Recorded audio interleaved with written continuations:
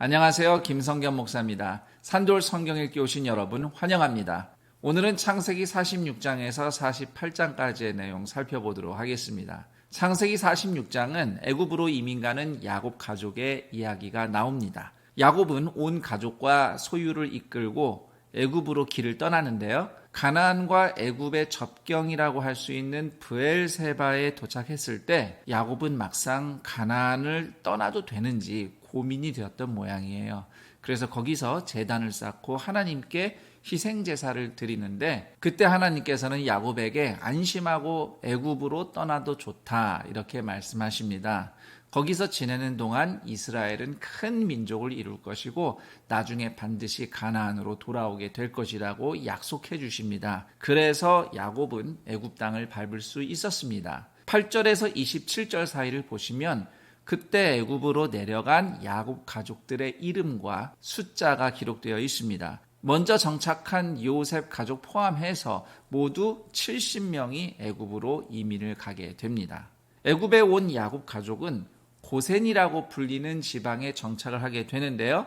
이 지방은 47장 11절을 보면 라암셋 또는 람세스라고 이름이 불려지기도 합니다. 사실 라암셋이란 이름은 훨씬 후대, 그러니까 적어도 모세를 통해서 창세기가 기록되었을 즈음에 불려졌던 이름으로 학자들은 생각을 합니다. 어쨌든 기록한 시점은 훨씬 후대니까 그때 통용됐던 지명도 같이 소개가 되고 있다고 보시면 되겠습니다. 야곱 집안은 목축업을 하는 사람들이죠. 유목민이었습니다. 34절에 보시면 애굽인들은 목축을 가증하게 여긴다 이렇게 기록되어 있는데 사실 애굽뿐만이 아니고요. 고대에 농경이 발달한 사회에서는 목축을 하는 사람들은 신분이 낮은 사람들이었습니다. 그 덕에 야곱 가문은 고센이라고 하는 땅에 따로 모여서 조용히 번성하며 지낼 수 있었습니다. 46장에는 야곱 가족이 그렇게 고센에 정착하도록 요셉이 안내를 하는 내용이 나오고요. 47장에서는 야곱이 직접 이집트의 파라오와 만나면서 야곱 가족이 고센 땅에 정착하는 것을 확정짓게 됩니다.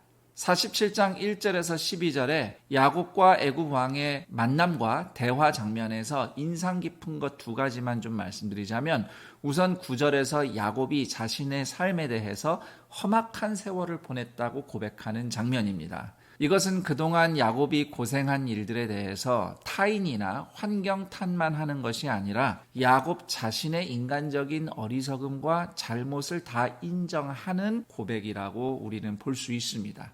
타락 이후 인간은 험악한 세월을 살 수밖에 없는 존재입니다. 그러나 구원하시는 하나님의 은혜로 그 험악한 인생이 하나님의 약속대로 이루어지는 복된 인생으로 변화되는 것입니다.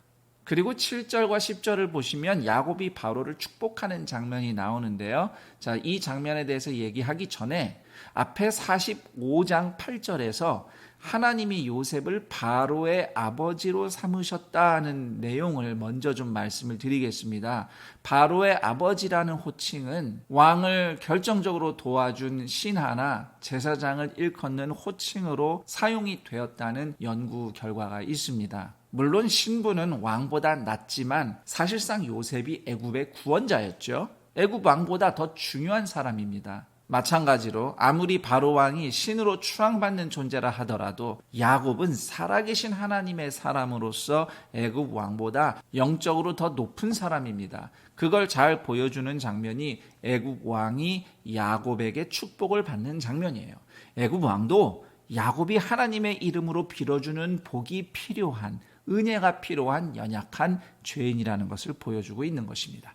13절 이하는 요셉의 치세에 대해서 이야기하는데 여기서 주목할 부분은 기근 동안 이집트 백성이 식량을 구입하고 농업을 유지하기 위해서 농토를 정부에 매매를 하고 그 결과 애굽의 모든 농지가 바로의 소유가 되었다는 이야기입니다. 결국 요셉이 애굽의 왕권을 강화하는 데 결정적인 역할을 했다는 뜻인데 사실 이 내용은 현대의 시각보다는 고대의 관점에서 볼 필요가 있습니다. 왕이 땅을 소유한 것만 볼 게 아니고요. 그 땅과 그 백성을 책임질 의무도 다하게 되었다는 것을 살펴봐야 됩니다. 땅의 소유권이 왕에게 있다는 것은 두 가지로 결국 실천이 되는데요. 우선 하나는 세금을 내는 거죠. 47장을 보시면 농사지어서 얻은 것의 5분의 1을 왕에게 세금으로 바치게 됩니다. 고대의 기준으로 봤을 때요, 5분의 1 세금 내는 건요, 정말 가벼운 거예요. 왜냐하면 예를 들어서 로마 시대에 유대인들은 로마 황제에게 소출의 3분의 1을 세금으로 내야 했고요. 또 다른 3분의 1은 헤롯 왕에게 바쳐야 됐습니다. 요셉 시절 애굽 사람들은 그래도 어떻게든 농사를 해서 세금 내고 남은 5분의 4로 넉넉하게 살 수 있었던 것이죠. 그리고 두 번째로 애굽의 모든 농지가 바로의 소유가 됨으로써 땅을 함부로 매매할 수 없게 되죠. 특히 귀족들이 함부로 땅을 살 수 없는 겁니다. 그러면 농부들은 터전을 빼앗길 일이 없어요. 실제로 고대 이집트의 중요한 사회 개혁 중에 하나가 귀족들의 토지 독점을 금지하는 것이었다는 고고학적 연구 결과가 있습니다. 이런 측면에서 창세기 47장의 요셉의 치세는 애굽 왕이 환난의 시기에 백성을 책임지고 돌보도록 도와주었다는 이야기가 되겠습니다. 그리고 47장 28절 이하부터는 야곱 인생의 마지막 스토리가 시작이 됩니다. 먼저 야곱은 요셉을 불러서 자신이 죽으면 꼭 가나안 땅에 묻어달라고, 조상들의 묘지 안에 안장해달라고 부탁을 합니다. 48장에는 야곱이 임종 전에 요셉의 아들들을 축복하는 이야기가 나옵니다. 야곱은 먼저 요셉의 두 아들 에브라임과 므낫세를 자신의 아들로 삼겠다고 이야기를 합니다. 이로써 야곱은 요셉뿐만 아니라 그 아들들까지 다른 아들들보다 위에 올려놓습니다. 그 결과 나중에 야곱의 12아들로부터 12지파가 나올 때 레위 지파는 제사장으로 따로 구별이 되고 요셉의 두 아들들 에브라임과 므낫세가 또 두 개의 지파를 이루게 되어서 레위 지파 제외하고 12지파가 구성이 되는 겁니다. 이후 야곱이 요셉의 두 아들들을 안수하며 축복할 때 일부러 장자인 므낫세 대신 차남인 에브라임 머리 위에 오른손을 놓고 축복을 합니다. 마치 에브라임이 장자인 것처럼 말이죠. 둘 다 큰 민족을 이루게 될 거지만 그래도 작은 자가 더 위에 세워질 것이라는 의미로 그렇게 축복을 하는데요. 야곱 자신이 작은 자로서 어떻게 하나님의 은혜를 크게 입었는지 증거하고 더 나아가서 사람들의 관념과는 달리 하나님은 얼마든지 작은 일을 높이신다는 점을 보여주고 있습니다. 그러므로 이스라엘은 분명히 하나님의 선택을 받은 민족이 맞지만 그렇다고 해서 스스로 훌륭하고 위대하기 때문에 그랬다고 자만할 것이 아니라 작고 연약하지만 하나님의 은혜를 입어서 선택받았음을 알고 겸손해야 할 사람들인 것입니다.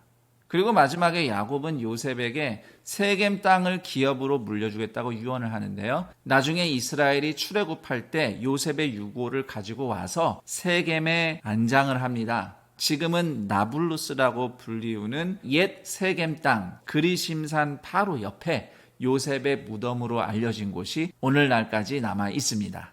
참고로 야곱은 22절에서 세겜 땅을 내 칼과 활로 아모리족 속의 손에서 빼앗은 것이다 이렇게 말을 하고 있는데요. 사실 창세기 33장을 보면 야곱이 돈을 주고 땅을 샀다는 기록은 있지만 싸워서 정복했다는 이야기는 창세기 어디에 나오지는 않습니다. 야곱의 아들들이 여동생을 범한 세겜 추장과 그 아들들, 그 족속을 죽이고 약탈한 일은 있지만 땅을 정복했다 이런 얘기는 없어요. 그래서 성경에 미처 다 기록되지 않은 야곱의 세겜 정복 사건이 있었다고 추측하는 것이 최선이겠습니다. 자, 여기까지 창세기 46장에서 48장까지의 내용 살펴봤습니다. 그럼 전 여기서 인사드리고 내일 다음 내용과 함께 여러분 다시 찾아뵙도록 하겠습니다. 감사합니다.